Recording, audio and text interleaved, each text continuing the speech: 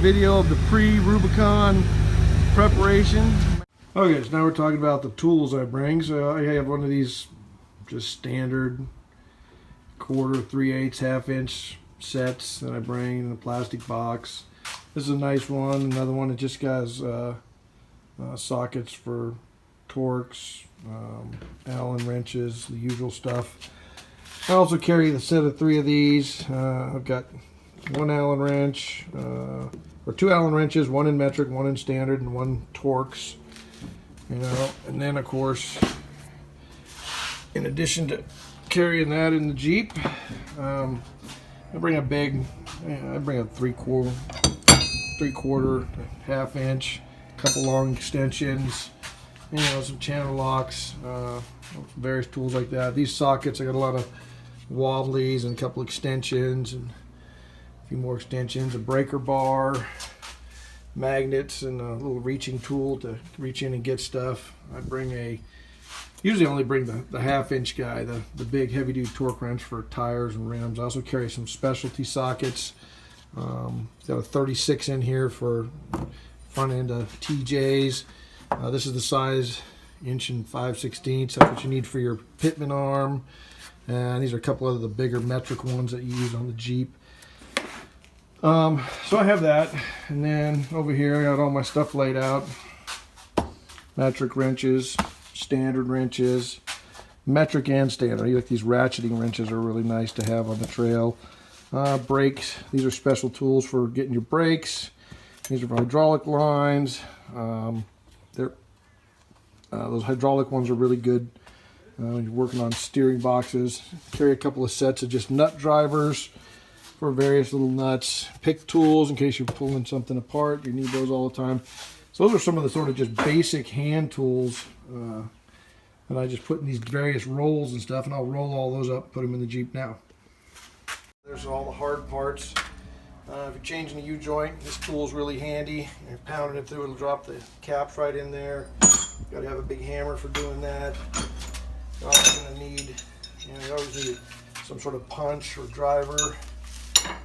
Having a brass one is really good, especially for U-joints. So I carry a couple of these different punches and chisels, small little wire brush for cleaning stuff up, a couple of sharp chisels for kind of prying stuff off, water pumps or whatever, and gasket scraper.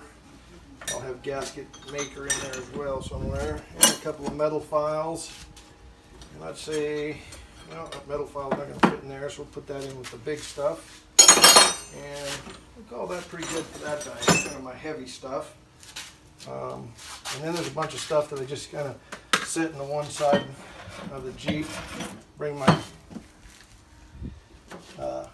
big pipe wrench, big crescent wrench, even bigger crescent wrench, C-clamp. These old plumber tools comes in handy. You'd be surprised at things you can do to hold stuff in place. Big set of channel locks. I'll be able to put these things all into a bag somewhere else. Have a good pry bar. This one has proved to be particularly useful. It's a different design, but really works good. Of course, you have to have a couple of different size pickle forks.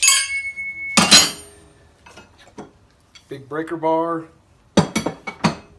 Big breaker bar extension. A really long extension for some of the hard to get stuff. Of course, you need just a regular 1/2-inch breaker bar, bigger 1/2-inch ratchet, pipe extension for some of the small stuff. This is that file I showed you. This is an old style pipe wrench. It works really well because it's squared off for getting around those jam nuts that are on all that stuff on your suspension. Little brush for cleaning stuff off. I like these little DeWalt clamps. These things work great on all kinds of stuff when if you need to weld or something on the trail to hold stuff together. These things are pretty cool. The bigger stuff. I carry a pinion nut holding tool in case you ever have to rip into your ring and pinion for whatever reason. God hope you don't. And of course you need a lighter, some channel locks. This is a PVC cutter. It works really great for cutting fuel hoses and other kinds of hoses. Smaller pipe wrench. And those are this stuff, all this really big stuff. Some of the smaller stuff will all go in a separate bag. bigger stuff, it all just kind of sits on over there on the left side of my Jeep. Okay, so now on to electrical system problems. I just got one of these little boxes. I carry all kinds of little connectors and wire nuts and stuff you might need to splice wires together. I carry a bunch of extra wires, heavy duty ground wire. I happen to have a spare fusible link, not that that's necessary, but I have one, so I carry it. Zip ties, of course. Both sizes of fuses. Get all the kinds of fuses your Jeep needs. One of the most important tools, diagnostic trouble code reader and the manual that goes with it. This makes everything else easy. 12-volt power light, a couple extra screwdrivers, electrical tape, wire strippers, wire crimpers. I got my metal stuff in there. A couple of different sizes of needle nose pliers, nippers. Always important to have some dielectric grease with you. A couple of different sizes of razor knives that I carry with me. A working voltmeter. I'll stuff all that stuff into this bag in this little box, and that's kind of what I carry for my electrical. Now we're going to start with spare parts in here. Now, if I were to break a front stub shaft, I've got the stub shaft. And over here, I've got all the little parts and bearings. So as long as I don't bust my spindle up, I've got everything I need. Rebuild one side busted stub shaft. Okay, got tons of U-joints, all the different kinds of U-joints I need. The clips, the little U-bolt brackets that hold the drive shafts in place, spare bolts for where it connects to the transfer case, all those little things. I got a big box of bolts. Of particular importance are the bolts that hold on the steering box, because those will break off. A couple of those U-bolts can hold things together. If you watched my video on Ultimate Jeep Tune-Up, here's all of my spare little electrical stuff. You know, if I get a check engine light, engine runs crappy. Then I've got a couple of different sizes of belts. Should you break a belt, you always bypass stuff. You know, get yourself home. And then this, of course, is a spare controller for my welder. I have an upper and lower ball joint. I've got a pitman arm that I can use. I've got a couple different tie rod ends if I need them. And this is a specialized Heim joint I use on mine. Make sure I have a spare one of those. These little bolts. I had my brakes bolts come off one time, so I carry these little spares. They bolt my Chevy brakes on. So those are a lot of little things. I can fix brakes. I can fix, you know, if I busted out my steering knuckle. I also carry a small box that just has all these little clips and pins and all the little kind of things that break on the trail that you can't find. They're out there. And then I got one that just has a bunch of little nuts and bolts and screws along with my big screws. So those parts all representing a lot of different things you can fix on the trail. And I'll pack all that stuff into the Jeep as well. Finish off parts. Again, from my TJ video where I tune stuff up, I've got a spare coil pack. When I put the welder on, I end up with a spare alternator. I think these are always good things to have when you get a spare. You end up with a spare. This one I think is critical. Broken my steering box multiple times on my TJ. Instead of buying one of those fancy ones, I just keep buying old junkyard ones. Broken my sector shaft, broken the bolts off the frame, bent the frame on one of these, chained it up. Spare steering boxes saved me a couple of times.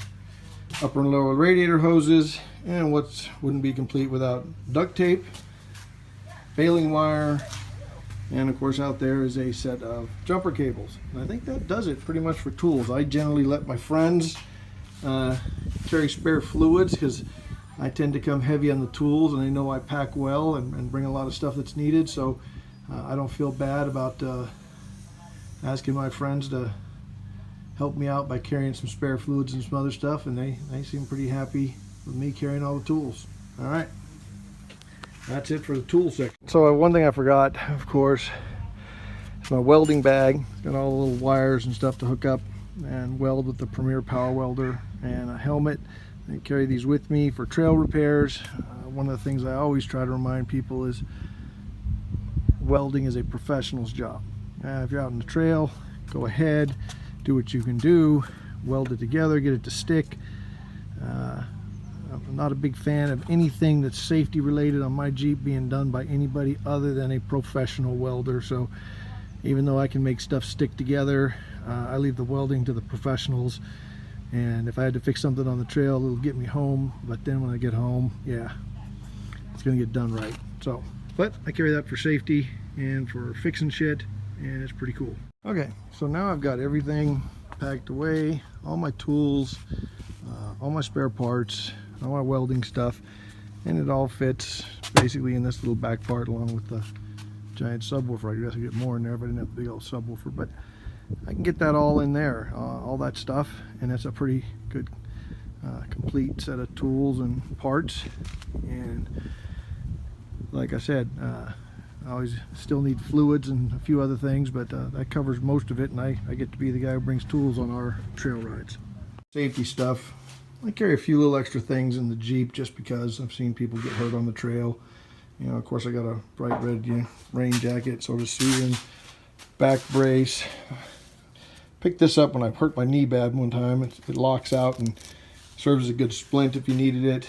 Athletic tape and a stick work just fine. I always carry a knee brace, got an ankle brace, hat, little elbow brace, a couple little things. Susan is updating our regular first aid kit, which of course contains a lot of, couple of rolls of athletic tape if you need it.